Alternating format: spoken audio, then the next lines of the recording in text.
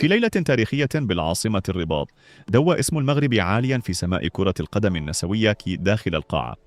لبؤات الأطلس يتوجن بأول لقب إفريقي في تاريخهن بعد فوز مثير على تنزانيا بنتيجة 3-2 في نهائي كأس إفريقيا 2025. المنتخب المغربي النسوي بقيادة المدرب عادل سياح قدم أداء استثنائيا طوال البطولة.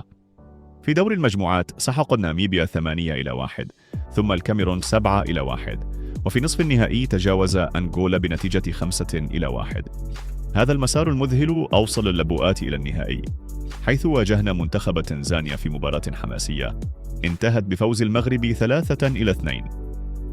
هذا التتويج ليس مجرد فوز، بل هو إنجاز تاريخي يحسب للكرة النسوية المغربية، ويبرز تطور الرياضة النسوية في المملكة. ومن الجدير بالذكر أن هذا اللقب هو الأول من نوعه في تاريخ المنتخب المغربي النسوي لكرة القدم داخل القاعة. أما الإعلام الجزائري فقد كان رد فعله متبايناً. بعض وسائل الإعلام التزمت الصمت، بينما حاولت أخرى التقليل من أهمية الإنجاز المغربي. هذا التناقض يظهر حجم الصدمة التي أحدثها هذا التتويج في الأوساط الرياضية الجزائرية. هذا الإنجاز يعد تتويجاً لجهود الجامعة الملكية المغربية لكرة القدم في دعم وتطوير كرة القدم النسوية، ويبرز مكانة المغرب كقوة صاعدة في الرياضة الإفريقية.